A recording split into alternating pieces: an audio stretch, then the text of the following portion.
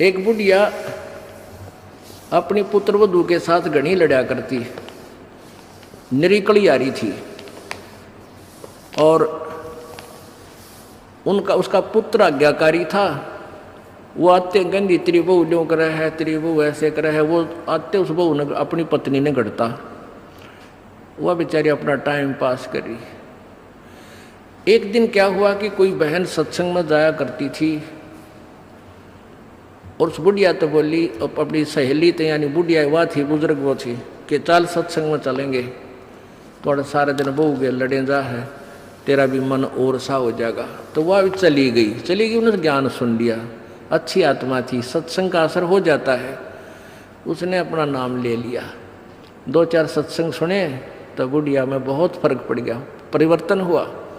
एक दिन वो पुत्र वधू उसकी दूध काट के भैंस का 5-6 किलो दूध, और ऐसे ऊपर कड़ियों में एक कड़ा लटे, और ऐसे ऊपर कड़ियों में एक कड़ा, उसमें बाल्टी टांग दिया करते बिल्ली कुत्ते से बचाव के लिए दूध की।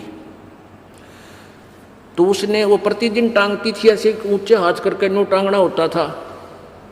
तो वह दूध काट के ले आई पुत्र वधू, और उधर से वो उसका ध्यान दूसरी साइड हो गया, और वो नो करके एक बार तो नो कर लिया, अभ्यास सा था उसका बड़ा है, नो करके नो किया, वो उल्टी साइड तो लग गया, और वो टंग्या को नहीं, उसने सोचा टंग्या छोड़ दिया, वो छोड़ते बाल्टी नीचे गिर गई, सारे फर्श पर दूध फैल गया। अब वह पुत्र वधू उस एटम बम का नहीं देखा बुढ़िया की तरफ, अगिया बेरानी के सुनावेगी।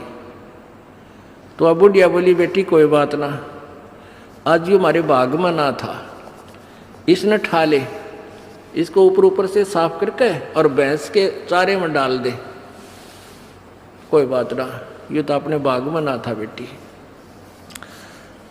अब पुत्र वधू सुन होगी कि आज इस तोब में तो गोले ना निकले, यद बहुत मीठी बाणी बोली, ये कौन सा स्टेशन पकड़ गई बुढ़ी आज या। तो उसने आके अपनी सास के चरणों में शीश रख दिया और कहने लगी, माता जी मेरे से भूल से होगी, मैंने जान के नहीं। अब बेटी मन मुझे पता है, ये तो होना था, दूध तो जाए लिया, ये लड़ाई शेष थी ना, दूध आवे बेटी, चाहे मैं लड़ लूँ चाहे ना लड़ लूँ। अब बुढ़िया ने, उस पुत्र वधू ने सोचा, या तो बोला था ठीक से, कदे वैसे कह रही हो, पहले तो उसने नहीं सोचा था कहीं या वैसे ही कह रही है छो में। और फिर उसने नहीं सोचा भी पक्का मेरा बुढ़िया का जो पटेगा इसका बेटा आवेगा सामने। अब सामने वो लड़का आया, बुढ़िया ने कोई जिक्र नहीं कराया, कत्ती भी क्या का भी, वो खाना खा के अपने जाके पड़ के सो गया, कोई जिक्र नहीं कराया। तो बहू का भी असर हो गया, उस बेटी का भी, अपनी माँ के खूब सेवा करे हैं, खूब लत्ते धोए। यानी पहले तो वो अकड़ी रही थी दोनों, दो बुढ़िया सुनावा, बहू ना बोला तो वो काली जरूर मारने थी, पोऊंगी तेरे पूड़े। तो ऐसे जो आधा दुखता हम आप पैदा कर ले, कोई भी हानि होनी से वह होगी, वह तो होने तरह ही वापस ना कोई करके राजी वैसे हो जाती है। तो फिर उस बात ने बतंगड़ बना लेंगे, यू काल बनवाता है।